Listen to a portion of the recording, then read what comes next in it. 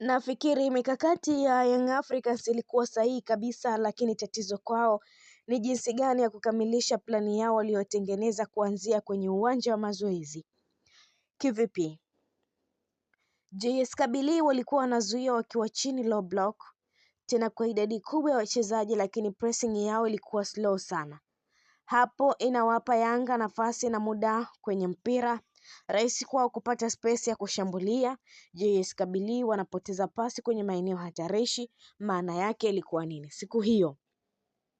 Young Africans wananufaika na turnovers, ndio maana wakipora umiliki wa mpira wanakuwa na machaguo mengi, wanajikuta wanatengeneza overload kwenye eneo la mwisho. Tatizo kwao lilikawa kwenye kutumia nafasi.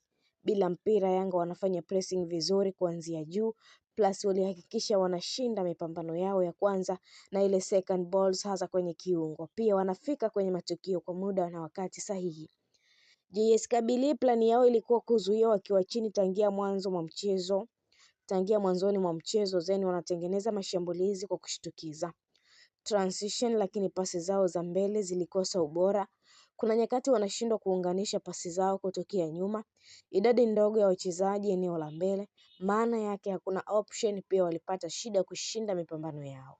Yanga walibadilika aina ya uchezaji wao hasa kipindi cha pili, na wakawa wanafanya vitu vya kimsingi zaidi.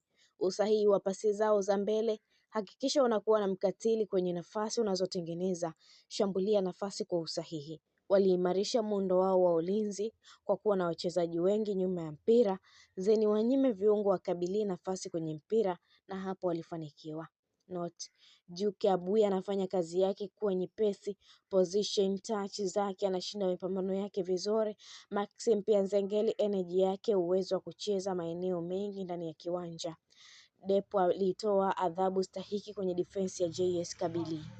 Backline ya Young Africans pamoja na Djigui Diarra ilikuwa sahihi sana, walicheza game bora sana. Kipa wa JS Kabylie Barabra alifanya saves nyingi nzuri sana. Young Africans walipata goli 3, ushindi ambao haukuwa na maana kwao, kwani walitegemea matokeo mengine kwa upande wa pili, kwa maana ya National Al Ahly imfunge FAR Rabat nyumbani kwao, lakini walishindwa kufanya hivyo na wakadraw bila kufungana, hivyo kuwanyima nafasi Young Africans kuweza kufuzu hatua ya robo finali. Young Africans imepanda hadi nafasi ya 10, huku wekundu wa Msimbazi Simba wakishuka hadi nafasi ya 8 kutokea 5.